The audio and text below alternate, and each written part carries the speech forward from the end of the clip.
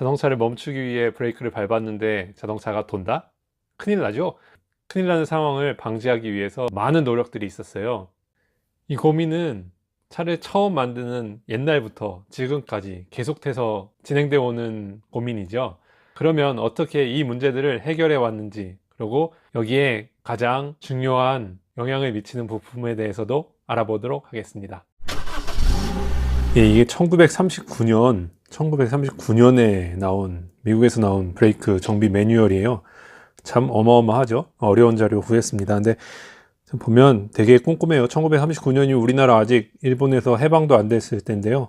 대단한 거예요. 정말 A, B, C, D로 해가지고 브레이크에 어디에 그리스를 매기고 뭐 어떻게 정비를 해야 된다라고 이렇게 자세하게 써 있는 그 자료예요.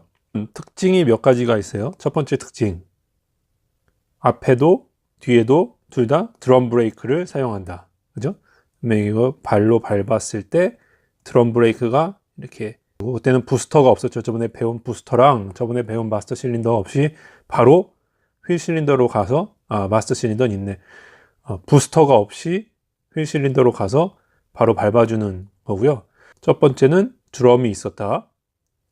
드럼이 앞뒤 바퀴 둘 다 드럼이 있었다. 두 번째는 브레이크 사이즈가 어때요? 똑같죠? 휠 실린더의 사이즈가 똑같습니다. 이게 어떤 문제가 있는지 설명을 드릴게요. 자동차는요, 기본적으로 진행 방향이라고 했을 때 타이어가 여기 있고 타이어가 여기 있을 때, 사람이, 운전자가 여기 타고 엔진이 어디 있습니까? 엔진이 여기 있죠? 무거워요. 그죠? 그러면 자동차를 딱 반으로 갈라가지고 봤을 때 어디가 더 무겁겠습니까? 얘가 더 무겁겠습니까? 얘가 더 무겁겠습니까? 얘가 원래 더 무거워요. 엔진도 있고 사람도 있고, 사람이 물론 두 명 타고 여기 두 명 타면 좀 다른 얘기긴 하지만 그래도 엔진이 있기 때문에 여기가 더 무거워요. 그런데 브레이크를 밟는 상황에서 어디로 갑니까? 여기에 무게중심이 있다고 하면 차를 딱 가운데에 들었을 때 쓰러지지 않는 포인트, 시소했을 때 딱 중간에 하든지, 아니면 뭐 무거운 애가 앉으면은 이쪽으로 그걸 움직여야지 밸런스가 되죠. 그 밸런스가 되는 포인트가 브레이크를 할 때 다이나믹 G라고 해가지고 무게가 앞으로 쏠리면서 이쪽으로 무게가 훨씬 더 많이 가요. 그럼 여기에는 무게가 조금 가고 여기는 무게가 훨씬 더 많이 가는 상황이 발생하죠. 공식 중에 force는 μn이다 뭐 이런 공식이 있긴 있는데요. 그거에 대해서는 나중에 뭐 차차 더욱 자세하게 설명할 기회가 있을 거라고 보고요. 기본적으로 뭐냐면, 무게가 작으면, 그러니까 공학을 안 하는 분도 이해할 수 있게끔 해드리려면, 무게가 가벼운 쪽은 힘을 조금만 줘도 금세 멈추고요. 무게가 많은 쪽은 힘을 많이 줘야지 멈추겠죠. 뭐 F는 ma, 그죠? 뭐 그런 거 들어보셨죠? 근데 그런 거 아니어서도 그냥 직관적으로 알 수 있잖아요. 무게가 많이 걸리는 쪽은 브레이크를 많이 잡아줘야 되고, 무게가 조금 걸리는 쪽은 조금만 잡아줘도 된다. 그런데 옛날 차들은 어떻게 했습니까? 앞과 뒤를 똑같은 사이즈로 브레이크를 만들어 버리면 힘이 얼마 안 받는 가벼워진 쪽에서 힘을 빡 받아버리면 얘가 락이 된다고요. 쫙 잠겨버려요, 바퀴가. 얘는 아직도 조금씩 미끄러지고 있는데, 이렇게 미끄러진다는 얘기는 이렇게 돌고 있는데, 꾸역꾸역 돌고 있는데, 아니면 꽉 못 잡았으니까 확 잠겨버리는 상황이 발생하는 거예요. 이게 잠겨버리면 이제 앞으로 가던 모멘텀이 사라지고, 이 차에서 나오는 요라고 하는 좌우 횡력이 받아주면서 얘가 회전하는 일이 발생을 해요. 그러면 제일 첫 번째로 해결해야 될 문제가 뭐냐면, 이 뒷바퀴 두 가지를 생각을 하셔야 돼요. 두 가지 뭐냐면, 첫 번째는 브레이크의 사이즈를 줄여야 돼. 그죠? 브레이크 사이즈 감소. 두 번째는 뭐가 있습니까? 브레이크 사이즈만 감소한다고 여기가 되는 게 아니고, 저번에 설명드렸던 파스칼 원리 기억나시죠? 그래서 좀 밟으면 여기서 올라간다고 했잖아요. 근데 이거를 더 크게 그려보면은 여기 이렇게 네 개가 있는 거야. 그죠? 실린더가 나가는 쪽이 하나가 해가지고 일로도 나가고 나가는데 똑같게 나간단 말이에요. 어느 곳에든지 그 압력은 다 똑같다 그랬잖아요. 똑같이 나가는 거야. 그러면 안 되는 거예요. 이쪽으로 가는 압력을 제한을 시켜줘야 되는데, 유체 원리상 다 모든 압이 똑같이 가기 때문에 여기서도 그 압이 뒤로 간단 말이에요. 그래서 압력, 프레셔를 뒤를 낮춰주자. 뒤로 가는 프레셔를 낮춰주자 하는 걸로 해서 두 가지의 개선 방법이 나온 거예요. 세 번째 개선 방법은 ABS, ESC를 통해서 개선인데요. 이런 전자장치가 나오기 전에 기기장치부터 어떻게 해결했는지 오늘 여기에 대해서 포커스를 맞췄어요. 이제 이 사진 기억나시죠? 자주 보니까, 그죠? 두 가지라고 그랬어요. 첫 번째는 뭐냐? 여기에 들어가는 피스톤과, 그러니까 앞에 바퀴에 걸리는 피스톤의 사이즈와 이 뒤에 걸리는 피스톤의 사이즈를 달리한다. 여기가 예를 들어서 60파이짜리다. 60mm, 그러니까 6cm 정도에 되는, 이 정도 되는 피스톤이다. 그럼 이쪽은 차의 무게 배분에 따라 틀리겠지만 뭐 30파이를 쓴다. 뭐 반밖에 안 되는 거를 쓴다. 뭐 이런 식으로 가는 거예요. 두 번째, 이게 첫 번째라고 그랬죠. 두 번째, 프로포셔닝 밸브라고 하는 게 있었어요. 지금은 이게 ABS 안으로 들어가 버렸어요. ABS, ESC 모듈로 들어갔는데 예전에는 이런 프로포셔닝 밸브라고 여기서 압이 제너레이트 돼가지고 들어오면 잘 보시면 어때요? 두 개의 라인이 들어와서 네 개의 라인으로 뻗어나가요. 그죠? 뻗어나가. 이쪽으로도 나가서 뻗어나가.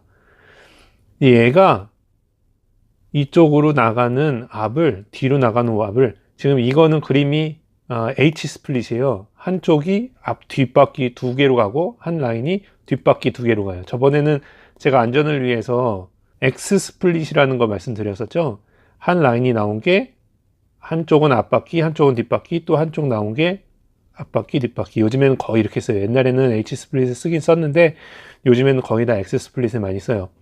본론으로 돌아와서, 압이 나와서 분배가 되면 앞바퀴랑 뒷바퀴랑 동일한 압이 가면 안 된다. 그래가지고 제어하는 것이 프로포셔닝 밸브예요.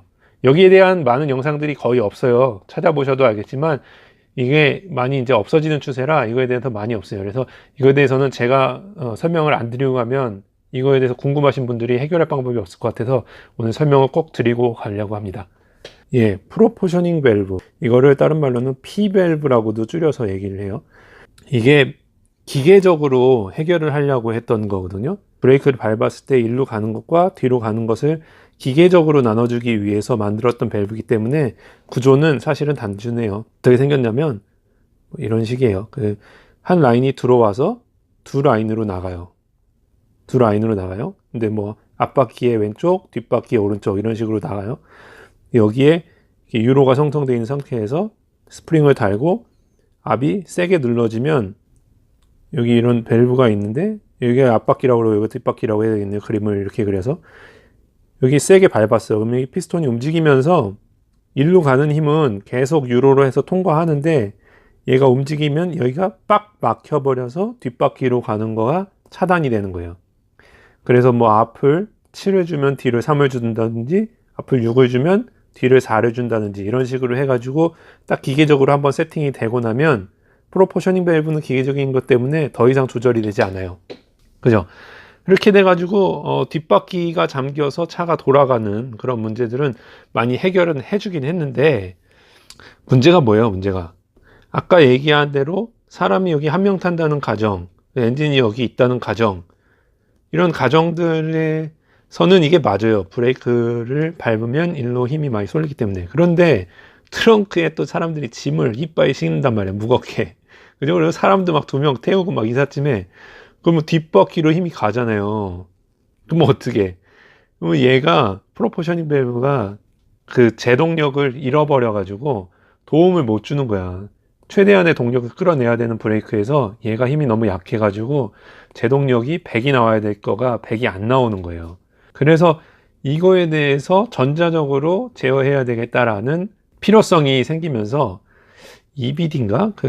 EBD인가? 그 Electric Brake Distribution인가 해가지고 이거를 전자적으로 제어하는 것도 만든 적이 있어요. 그래서 그게 과도기로 넘어가다가 결국 요즘 브레이크는 뭡니까? 마스터 부스터에서 실린더를 거쳐서 나간 거가 프로포셔닝 밸브를 거치든지 아니면 ABS 유닛을 거친다고 했죠. ABS나 ESC. 이건 이제 다음 강의에서 말씀드릴게요. 를 거쳐서 앞뒤바퀴로 간단 말이에요. 근데 얘 앞에 또 프로포셔닝 밸브를 만들면 비용도 손해고 이거 자체가 밸브를 넣어가지고 가는 양을 조절할 수 있는데 그걸 통합하자라고 해가지고 이제는 프로포셔닝 밸브 만드시던 분들은 이제 다 아마 이제 생산을 그만 중단을 하시고 전부 ABS 안으로 그것이 들어가 가지고 이 안에서 컨트롤하는 다 합쳐진 거예요. 예, 너무 작은 곳에서 숨어서 가지고 묵묵히 일을 하던 피밸브, 거기에 대한 설명을 찾으려고 하신 분들이 있었으면 굉장히 어려우셨을 텐데 이걸로 좀 도움이 되셨기를 바라고요. 다음 강의에서는 ABS와 ESC, TCS에 대해서 한번 알아보도록 하겠습니다. ABS와 TCS 다 비슷한 것 같죠? 그러나 그 정반대의 작동을 하는 놈들이고요. 같은 한 모듈 안에서 두 가지, 세 가지의 다른 작동 원리가 있다라는 거, 거기에 대해서 자세하게 설명드릴게요. 그러면 다음 영상까지 기다려 주시기 바랍니다. 안녕히 계세요.